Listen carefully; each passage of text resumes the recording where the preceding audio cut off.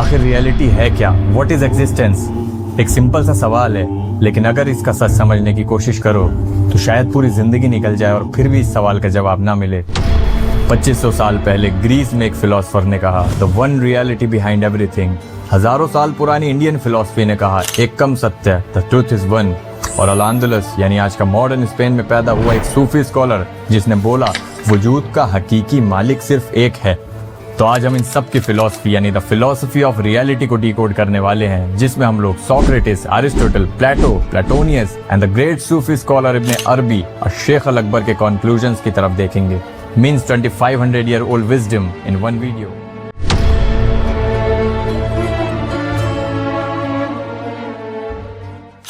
सबसे पहले सोक्रेटिस, हाँ वही जिसको पूरे एथेंस के सामने जहर देकर मार दिया गया था क्योंकि वो सवाल करता था। उनका सवाल गॉड के एग्जिस्टेंस का मैथमेटिकल प्रूफ नहीं, उनका सवाल था क्या तुम खुद को जानते हो।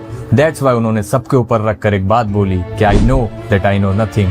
क्योंकि अगर तुम खुद को नहीं जानते तो तुम्हारे बिलीव्स किस बुनियाद पर खड़े हैं। तुम्हारा ट्रुथ, तुम्हारी मोरालिटी, तुम्हारा गॉड, ये सब तुम्हारे परसेप्शन से होकर गुजरते हैं।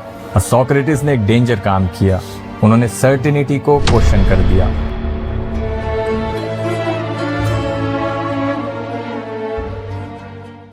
और अब आते हैं प्लेटो, जिन्होंने बताया कि जो दुनिया तुम देख रहे हो शायद वो अल्टीमेट रियलिटी नहीं है।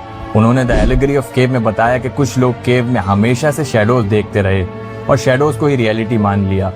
और जब कुछ लोग शैडोज से और केव से बाहर निकलकर असली सूरज और ऑब्जेक्ट्स देख कर आए तो उन लोगों ने उन्हें मार दिया।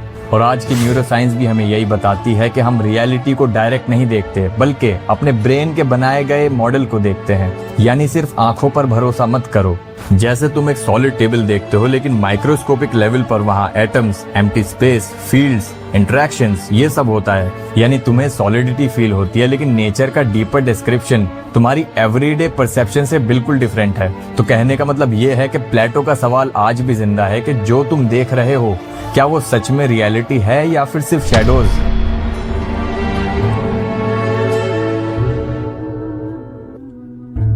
अब एरिस्टोटल आते हैं और एक सवाल करते हैं कि व्हाई देयर इज मोशन। हर चीज जो मूव करती है वो किसी कॉज की वजह से करती है, और हर कॉज के पीछे अगर कोई और कॉज है तो ये सिलसिला कभी खत्म ही नहीं होगा। तो एग्जिस्टेंस का एक्सप्लेनेशन कभी कंप्लीट ही नहीं होगा। और अरिस्टोटल ने प्रपोज किया कि एक अनमूव्ड मूवर होना चाहिए, एक ऐसी रियलिटी होना जरूरी है जो खुद किसी पर डिपेंड ना करती हो लेकिन बाकी सारा एग्जिस्टेंस उस पर डिपेंड हो।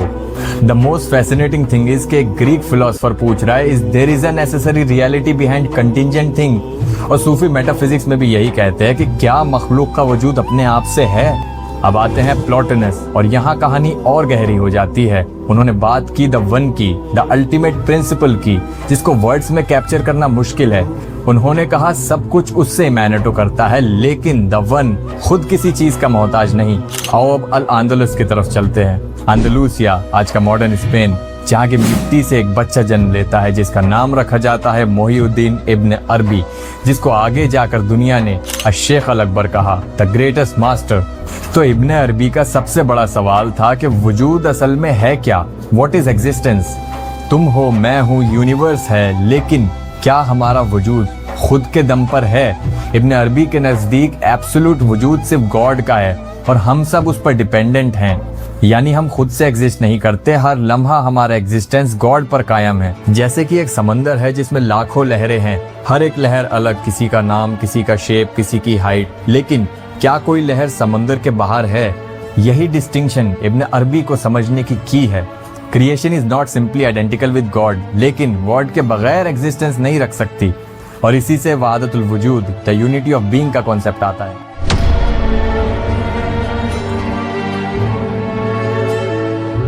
वहादतुल वजूद का मतलब ये नहीं कि एवरीथिंग इज गॉड। इब्न अरबी का थॉट इससे ज्यादा सबटाइल था।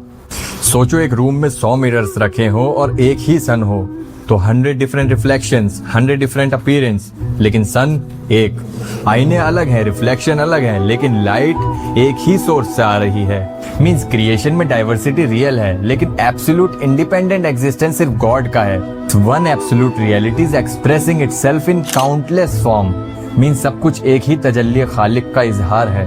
अब चलते हैं the Indian philosophy of one के ऊपर।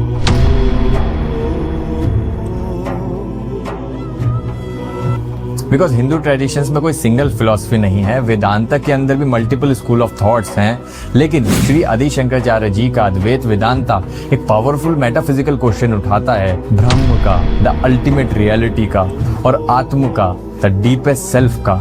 अद्वैत के फेमस महाकाव्य तत्त्वमसि अहम ब्रह्मास्मि, इन सब में यही बताया गया है कि तुम और ब्रह्म यानी आत्म और ब्रह्म तुम अलग नहीं हो। खुदा और बंदे में क्या फर्क है? खुदा ईश्वर समंदर के समान है और बंदा यूं समझो हथेली में भरे पानी जैसा।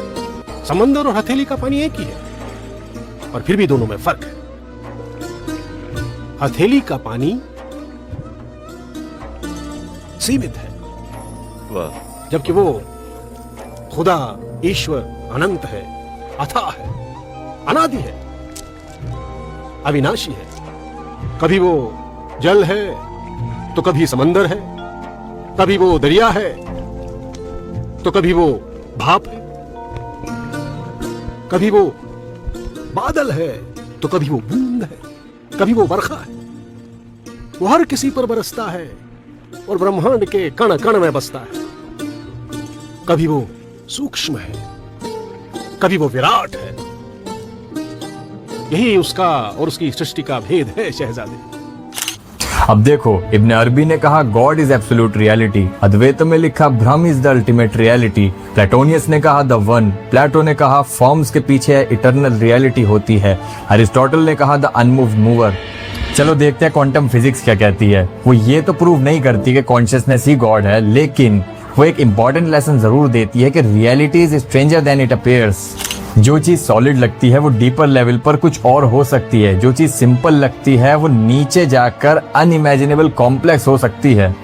शायद सबसे बड़ा इल्यूजन ये नहीं कि दुनिया फेक है, सबसे बड़ा इल्यूजन ये है कि हम दुनिया को पूरी तरह से समझ चुके हैं। ग्रीक्स के पास रीजन था, सूफीज के पास इश्क, साइंस के पास एक्सपेरिमेंट, वेदांत के पास इंट्रोस्पेक्शन, और फिर भी सब एक ही दरवाजे के आगे खड़े हैं जिस पर लिखा है व्हाट इज रियलिटी। तुम दरवाजा खोलते हो लेकिन अंदर से कोई जवाब नहीं, बल्कि एक सवाल आता है, who is the one asking. और यही वो पॉइंट है जहां सारी साइंस खत्म हो जाती है, सारी फिलॉसफी खत्म हो जाती है, और तसव्वुफ तुम्हें उस खामोशी में अपने आप से मुलाकात कराता है।